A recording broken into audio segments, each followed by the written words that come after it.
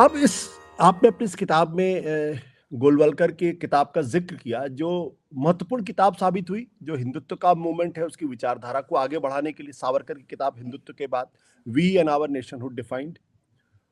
और ये किताब, शायद इस किताब की वजह से वो सरसंघचालक भी बने, ये भी इस ओर भी आप इशारा करते हैं। मेरा प्रश्न इस बात को लेकर ये है कि इस किताब को लेकर बहुत विवाद है और कुछ लोग कहते हैं ये किताब गोलवलकर ने नहीं लिखी, उससे अपने आप को डिस्टेंस कर लेते हैं। आपने अपने रिसर्च में क्या पाया? क्या ये उनकी अपनी किताब है? क्या ये प्लेगराइज्ड है? और अगर ऐसा है तो क्यों है? देखिए, अगेन ये बहुत ही इंपॉर्टेंट पहलू। देखिए, गोलवलकर के लाइफ हिस्ट्री में बहुत सारे ऐसे मिथक बने हैं। कुछ मिथक उन्होंने खुद बनवाए, जो कि बहुत सारे उनमें से कई मिथक का मेन स्ट्रीमिंग भी हो गया है। एक मिथक ये भी है कि गोलवलकर ने वी और आवर नेशन डिफाइन नहीं लिखा। ये गोलवलकर ने खुद बोला था 1963 में। हाँ ना, अगर आप देखें कि गोलवलकर ने बोला था 1963 में कि ये जो किताब है ये बाबा राव सावरकर यानी गणेश दामोदर सावरकर जो वीडी सावरकर के बड़े भाई थे, उनके किताब राष्ट्र मीमांसा का एब्रिज ट्रांसलेशन है, ये उन्होंने कहा था। ये मेरा लिखा हुआ नहीं है। अब आप इसमें सच्चाई जानने के लिए बस आपको इतना ही करना था कि राष्ट्र मीमांसा के साथ वी और आवर नेशन डिफाइंड को कंपेयर कर लीजिए। बस इतना ही छोटा सा काम था। लेकिन और जब आप कंपेयर करेंगे, मुझे मिला राष्ट्र मीमांसा 1934 में पब्लिश हुआ था, मराठी में था। और जब वो बुक मुझे मिला बॉम्बे के एक लाइब्रेरी में, तो हमने जब कंपेयर किया दोनों को, तो मैंने पाया कि ये जो पूरा का पूरा जो एंटी सेमेटिक मॉडल जो गोलवलकर दे रहे हैं इंडियन माइनॉरिटीज को ट्रीट करने के लिए, ये बातें उसमें कहीं भी नहीं है। उसमें हिटलर, नाजी, इन सब का कोई जिक्र ही नहीं है। वो 1934 में आया था, संभवतः उस समय तक हेडगेवार को जानकारी भी नहीं रहा होगा, सॉरी बाबा राव सावरकर को जानकारी भी नहीं रहा होगा जर्मनी के डेवलपमेंट्स के बारे में। 1933 में आया था हिटलर पावर में वहां पे, तो पॉसिबल है कि उस समय तक उनको जानकारी नहीं मिला होगा।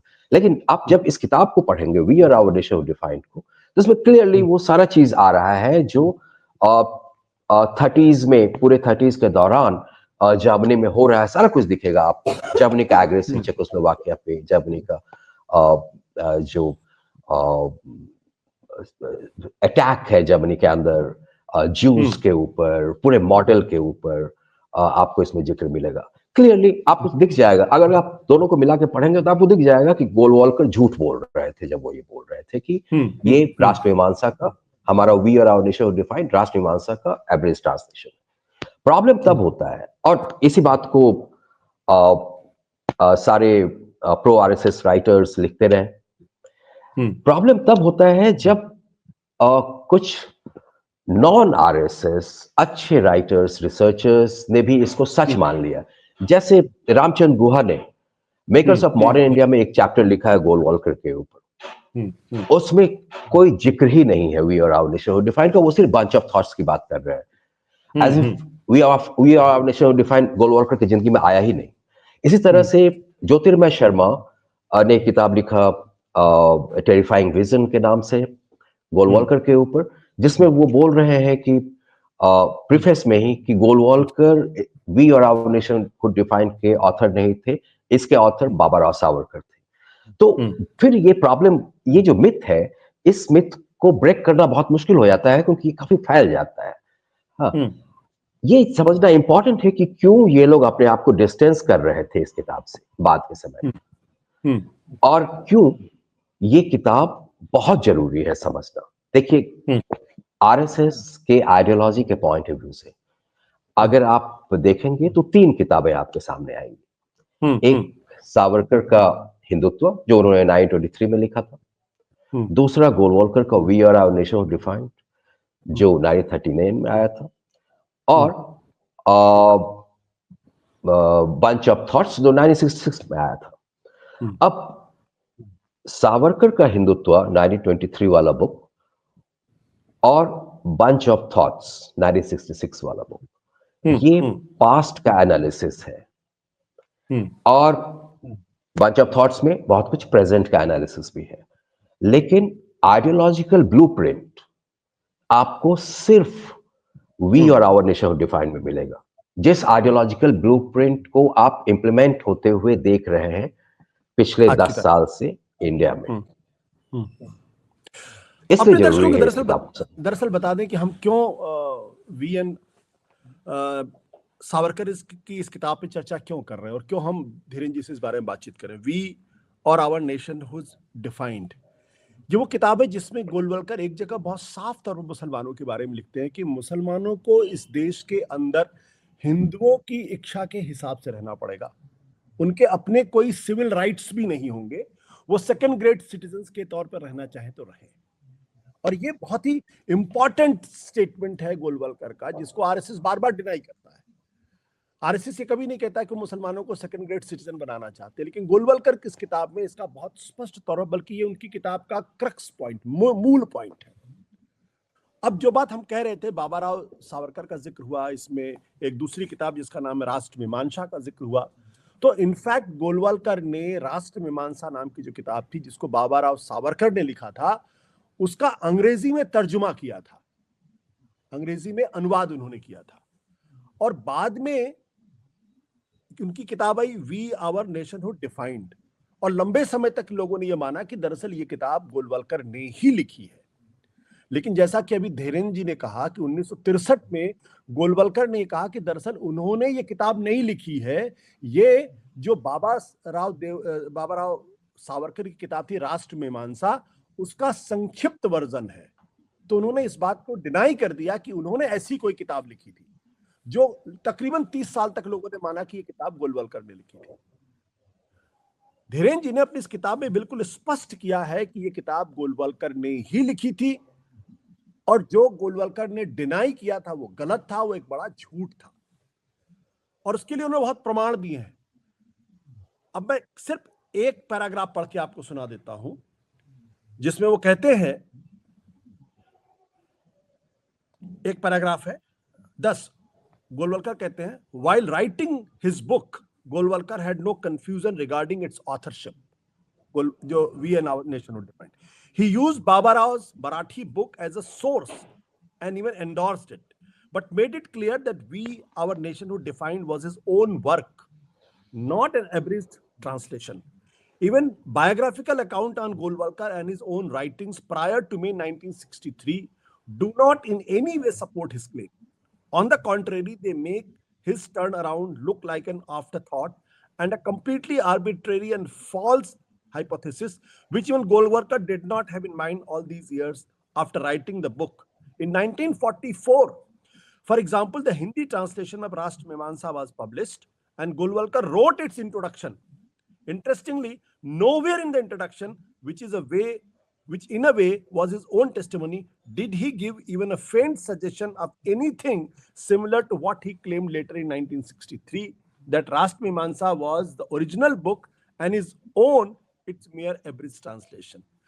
Nor are the critical formulation of Golwalkar's book, especially its prescription of Nazis' treatment of Jews as a model to be applied in Indian Muslim, to be found anywhere in Rashtra Mimamsa. There is not a word in Baba Rao's book about the Nazi regime, nor about its treatment of Jews.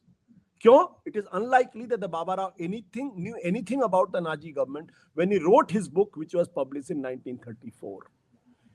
Nazi का जो जिक्र है ये अपने आप में बिल्कुल नई कहानी है, क्योंकि बाबा राव की किताब 1933 में आई थी और 1934 में आई थी, और उस वक्त तक जो है वो हिटलर, एक तरीके से कह सकते हैं कि बाबा राव को शायद हिटलर के बारे में उतनी जानकारी नहीं थी। लेकिन जब गोलवलकर की किताब में नाजी का जिक्र है, हिटलर का जिक्र है, यही बात आप कहना चाह रहे थे? जी जी बिल्कुल। इसको अगर आप थोड़ा एक्सप्लेन करें हमारे दर्शकों के लिए तो ज्यादा बेहतर हो पाएगा, क्योंकि ये बहुत इंपॉर्टेंट पॉइंट है। जी, तो देखिए, ये किताब एक डायरेक्ट नाजी इन्फ्लुएंस जो आरएसएस के आइडियोलॉजी पे है, ये अकेला किताब है जो आपको साफ साफ शब्दों में बतला रहा है। ये किताब इनके आइडियोलॉजी का सबसे इंपॉर्टेंट हिस्सा है, आरएसएस के आइडियोलॉजी का हिंदुत्व से कहीं ज्यादा इंपॉर्टेंट।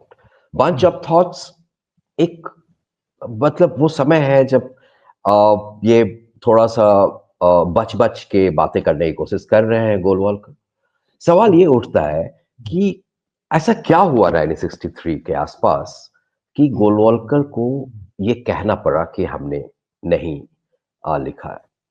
और ये एक इंटरेस्टिंग कहानी है, मैंने जिक्र किया है किताब में, कि एक बैंगलोर बेस्ड रैशनलिस्ट थे पी कोदंडा राव, और उनके हाथ लग जाता है इस किताब के कुछ पेजेस, और वो गोलवालकर को चिट्ठी लिखते हैं, और वो गोलवालकर जवाब भी नहीं देते उस बात का। फिर वो जवाहरलाल नेहरू जो प्रधानमंत्री थे और लाल बहादुर शास्त्री जो होम मिनिस्टर थे, उनको भी चिट्ठियां लिखते हैं और उनसे कहते हैं कि भाई ये बहुत ही खतरनाक आइडियोलॉजी है, और इस तरह से जो नाजी मॉडल है उसकी बात किया जा रहा है, क्या ये विचार अभी भी इस विचार से सहमति रखते हैं गोलवालकर या संघ। तो जब ये बात, और वो अखबारों में भी लिखना शुरू कर दिया उन्होंने, डेक्कन हेराल्ड में लिखते थे काफी इन मुद्दों पे।